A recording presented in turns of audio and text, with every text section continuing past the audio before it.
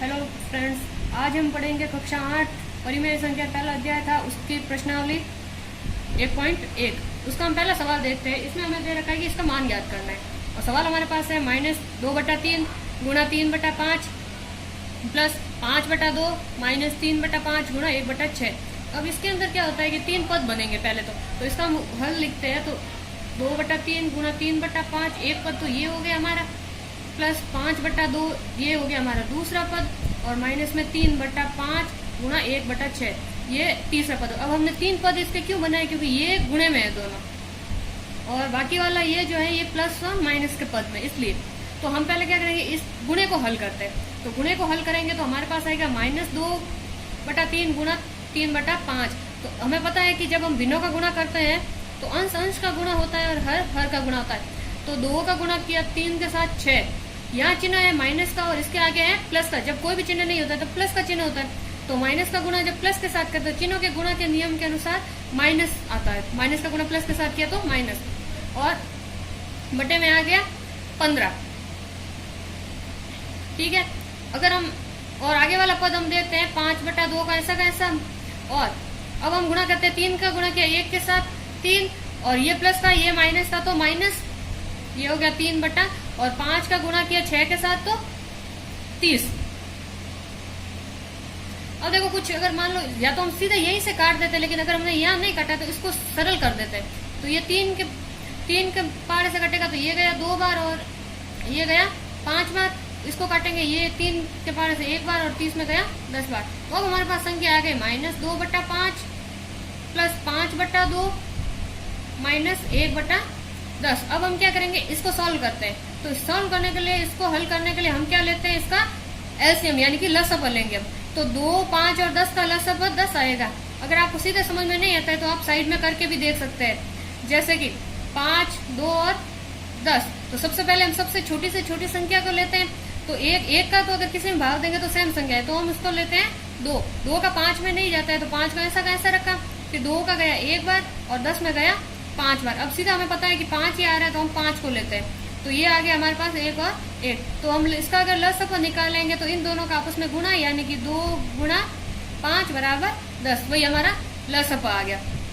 तो अब क्या करना है कि ये जो हर है यानी कि 5 का भाग देना है 10 के अंदर। तो 5 का भाग 10 के अंदर गया 2 बार। अब इस 2 का हमें क्या करना है, अंश के साथ गुणा करना है, यानी कि 2 गुणा -2। बीच में चिन्ह प्लस का है तो प्लस।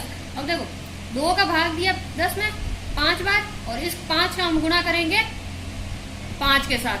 ठीक है, अगला चिन्ह है माइनस का, तो माइनस का चिन्ह लगा दिया। अब 10 का भाग 10 में 1 बार, और इस 1 का गुणा करना है इस 1 के साथ। हमने यहाँ पर माइनस लगा दिया, इसलिए ये 1 के आगे वाला ये माइनस भी यहाँ आ गया। अब इसका गुणा करेंगे तो 2 और -2 का गुणा तो माइनस का 4, ये भी प्लस का ये भी प्लस का तो प्लस, 5 का गुणा 5 के साथ तो 25, और 1 का गुणा 1 के साथ किया तो 1, और चिन्ह माइनस का है तो माइनस का 1। अब बटे में आ गया हमारे पास 10। तो इसको हम जब हम करेंगे तो माइनस और प्लस, माइनस माइनस को जोड़ देंगे और प्लस का, यानी 25 प्लस का है तो 25 को रख दिया, ये माइनस माइनस को जोड़े तो माइनस का 4 और माइनस का 1 हो गया माइनस के 5। बटे में हमारे पास है 10, यानी कि इसका उत्तर आ गया 25 में से 5 गया तो 20, 20/10। और जब 10 का भाग दिया 20 के अंदर तो हमारे पास आया 2, इसका आंसर आ गया।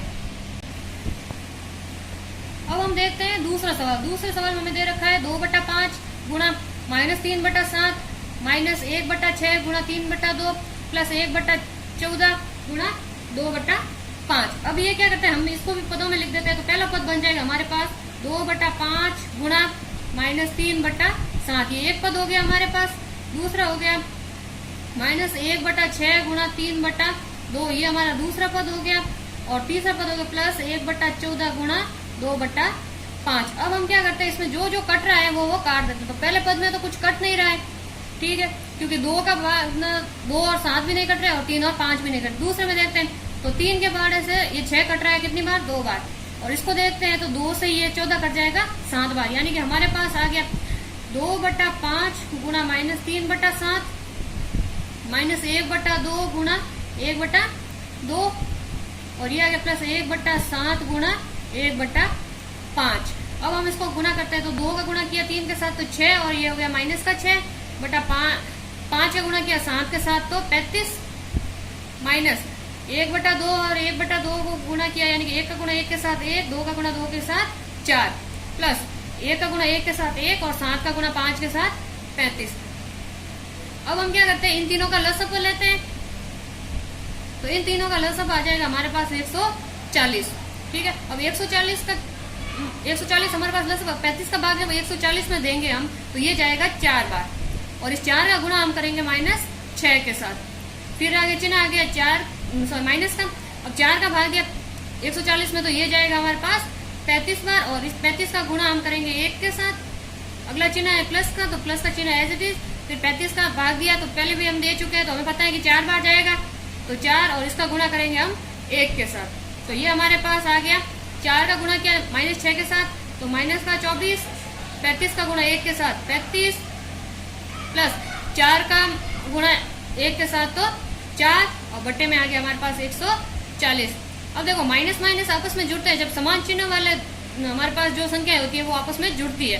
तो -35 और -24 को जोड़ेंगे हम तो ये आ जाएगा -59 और ये प्लस का 4/140। तो 59 में से 4 जाएंगे क्योंकि 4 छोटा है और 59 बड़ा है। भले ही ये माइनस का है लेकिन बड़ी संख्या में से छोटी संख्या हमेशा घटती है। तो ये आ गया जब 59 में से 4 गए तो ये आ गया -55 और बटा 140। अब हम क्या करें, इसको 5 के पहाड़े से काटेंगे। 5 के पहाड़े से काटा तो 55 गया 11 बार और 140 गया 28 बार और ये क्या माइनस का है तो ये हमारे पास आ गया माइनस का 11/28 और ये हमारा आंसर है फाइनल। अब हम क्या करेंगे, प्रश्नावली जो हमारी चल रही है 1.1 इसका हम दूसरा सवाल लेते हैं और दूसरे सवाल में हमें पूछा है कि योज्य प्रतिलोम ज्ञात करना है। अब देखिए योज्य प्रतिलोम ज्ञात करने का मतलब क्या था, हमारे पास सवाल दे रखा है 2/8 तो इसका योज्य प्रतिलोम होगा वो क्या होगा। योज्य प्रतिलोम का मतलब होता है कि ऐसा कोई भी संख्या या ऐसी कोई भी परिमेय संख्या उसमें अगर हम किसी और परिमेय संख्या को जोड़े तो उसका हल आना चाहिए 0। तो ये जैसे ये 2/8 है तो इसका योज्य प्रतिलोम हो गया -2/8। अब अगर इसको समझना चाहे तो देखो 2/8 है और इसमें -2/8 अगर इसको जोड़ेंगे तो इसका उत्तर कितना आएगा 0। यानी कि योज्य प्रतिलोम का मतलब ये है कि जो भी संख्या आपको दे रखी है उसके आगे माइनस लगा दो। जैसे कि इसका तीसरा सवाल आप देख लीजिए, दूसरा सवाल आप कर सकते हो। तीसरा आप देख लीजिए -6/-5 तो ये तो प्लस का हो जाएगा क्योंकि माइनस से माइनस कट गया तो 6/5 आ गया और इसका योज्य प्रतिलोम हो गया हमारे पास -6/5। या फिर अगर माइनस का कोई करे, जैसे इसका चौथा सवाल देख लो आप, चौथा दे रखा है 2/-9 इसका योज्य प्रतिलोम क्या होगा। इसका योज्य प्रतिलोम करने के लिए हम क्या करते हैं, जो माइनस है उसको लगा दिया हमने 2 ये माइनस का 9 है। ठीक है, तो ये माइनस और माइनस कट गया यानी इसका योज्य प्रतिलोम हो गया हमारे पास 2/9। अब हम क्या करेंगे, इसका तीसरा सवाल करेंगे। लेकिन तीसरा सवाल थोड़ा ट्रिकी दे रखा है इसने। जैसे हम पहला सवाल देखे x बराबर दे रखा है 11/15 लेकिन इसने पूछा क्या है कि हमें कुछ सत्यापित करना है। तो सत्यापित क्या करना है इसके अंतर्गत, तो सत्यापित करना है कि जो माइनस गुणा -x है ना वो आना चाहिए x के बराबर। यानी कि x हमें दे रखा है, कितना दे रखा है 11/15। अब इसका हम -x निकालेंगे तो -x बराबर कितना हो जाएगा माइनस का 11/15। अब हमें आगे क्या देखना है, ये जो माइनस गुणा -x है यानी कि हमें अब क्या करना है माइनस गुणा -x करना है। यानी कि ये माइनस और इसके गुणे में -11/15। तो माइनस का गुणा जब माइनस के साथ करते हैं तो क्या हो जाता है प्लस। गुणे के नियम के अनुसार चिन्हों का गुणा जब करते हैं तो ये हो गया प्लस का 11/15।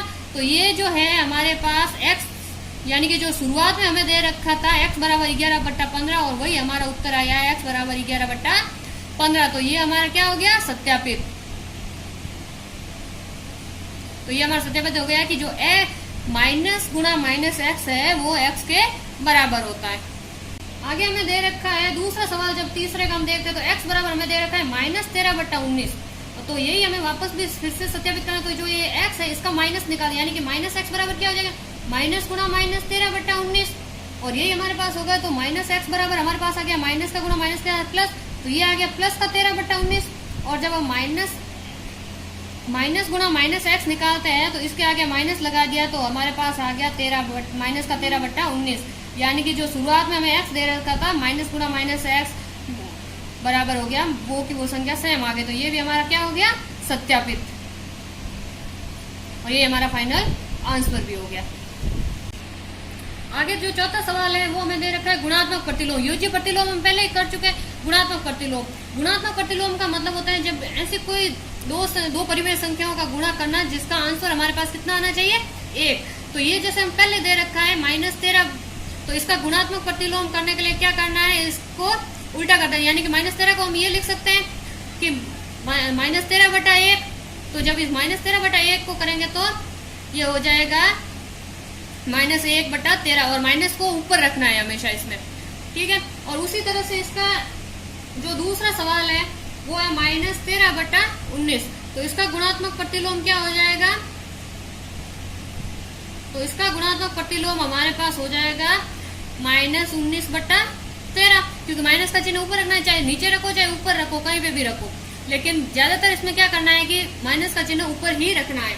इसका जो चौथा सवाल है वो आपको थोड़ा ट्रिकी सवाल दे रखा है। चौथे सवाल में इसने क्या किया है, -5/8 का गुणा किया है -3/7 के साथ। अब इसका गुणात्मक प्रतिलोम निकालने के लिए हमें क्या करना होगा, पहले तो इसको एक साधारण भिन्न में बदलना होगा। तो साधारण भिन्न में बदलने के लिए हम क्या करते हैं, इन दोनों का गुणा कर लेते हैं आपस में। तो -5 का गुणा किया -3 के साथ, तो 5 का गुणा 3 के साथ किया तो 15, और माइनस का गुणा माइनस के साथ तो प्लस हो गया ये, और बटे में 8 का गुणा किया 7 के साथ तो 8 और 7 56। तो इसका ये हमारे पास आ गई संख्या। अब इस संख्या का क्या करना है, हमें गुणात्मक प्रतिलोम लेना है। तो इसका गुणात्मक प्रतिलोम क्या हो जाएगा, इसका इस भिन्न को उल्टा कर दो, यानी कि 56/15। वैसे के वैसे इसमें एक सवाल और दे रखा है, छठा सवाल। छठे सवाल के अंदर हमें क्या दे रखा है, -1। ये स्टूडेंट्स याद रखना, ये बहुत ही स्पेशल केस है। ये क्या है, स्पेशल केस कह सकते हैं हम इसको। क्यों इसको स्पेशल केस क्यों कहते हैं, क्योंकि एक चीज याद रखना है कि -1 या +1 का जो व्युत्क्रम या फिर गुणात्मक प्रतिलोम कुछ भी कह सकते हो आप, वो सेम ही संख्या होती है। यानी कि 1 या -1 का गुणात्मक प्रतिलोम वही संख्या होगी,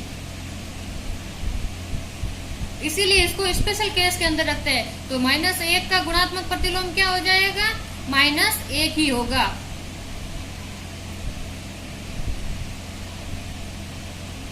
इसको आप हमेशा याद रखना, ये एक स्पेशल केस है।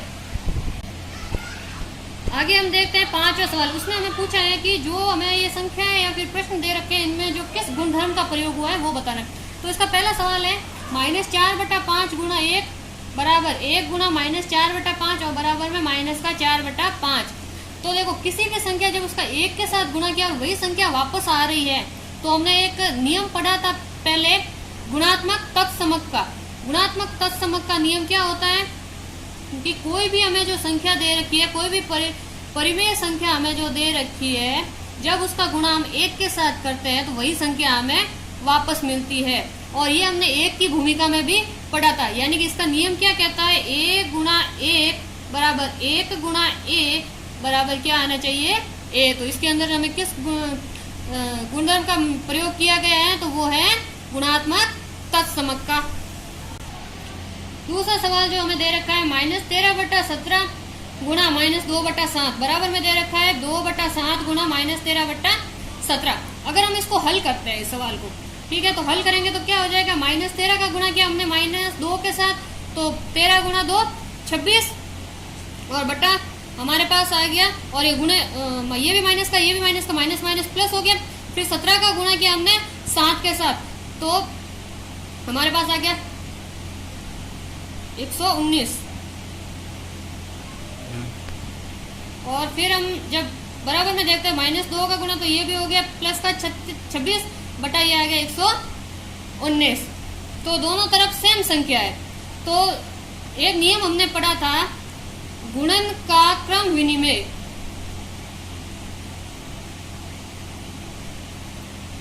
गुणन का क्रम विनिमय इसके अंतर्गत क्या था, a गुणा b बराबर b गुणा a, यानी कि सिर्फ क्रम चेंज होता है संख्याओं का, लेकिन उत्तर वही रहता है। तो ये हमारे पास कौन सा हो गया, गुणन का क्रम विनिमय। तीसरा सवाल में दे रखा है -19/29 गुणा 29/-19 बराबर 1। तो ये सवाल हम अभी थोड़ी देर पहले जो हमने गुणन का प्रतिलोम पढ़ा था वही सवाल हमें वापस दिया गया है। गुणन प्रतिलोम में हमने क्या किया था, जो हमें संख्या दे रखी थी उसका उल्टा करके उसी संख्या के साथ गुणा किया था और हमें 1 मिला था।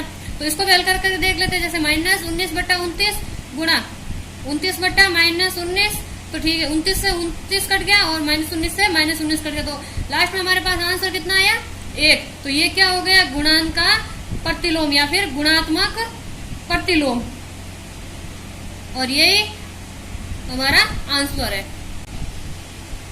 आगे हम देखें छठा सवाल। तो छठा सवाल में दे रखा है जो 6/13 है इसको -7/19 के व्युत्क्रम से गुणा कीजिए। तो व्युत्क्रम से गुणा करने का इसलिए तो सबसे पहले हमें क्या करना पड़ेगा, जो -7/19 दे रखा है इसका व्युत्क्रम निकालते हैं। व्युत्क्रम का मतलब आपको पता है कि क्या होता है, व्युत्क्रम का मतलब व्युत्क्रम यानी कि जो संख्या हमें दे रखी है उसका उल्टा कर दो, यानी कि 19/-7 कर देते हैं। ठीक है, अब हमें क्या करना है, जो ये 6/13 है इसका गुणा करना है 19/-7 के साथ। चाहे तो इस माइनस को आप ऊपर भी रख सकते हो। ठीक है, अब देखते हैं अगर कोई कटती है संख्या तो काट दो, नहीं कटती है तो डायरेक्ट गुणा कर दो। तो यहाँ पर कोई संख्या नहीं कट रही है तो फिर हम क्या करते हैं 6 और 19 का आपस में गुणा कर लेते हैं। तो ये आ गया हमारे पास 114 बटा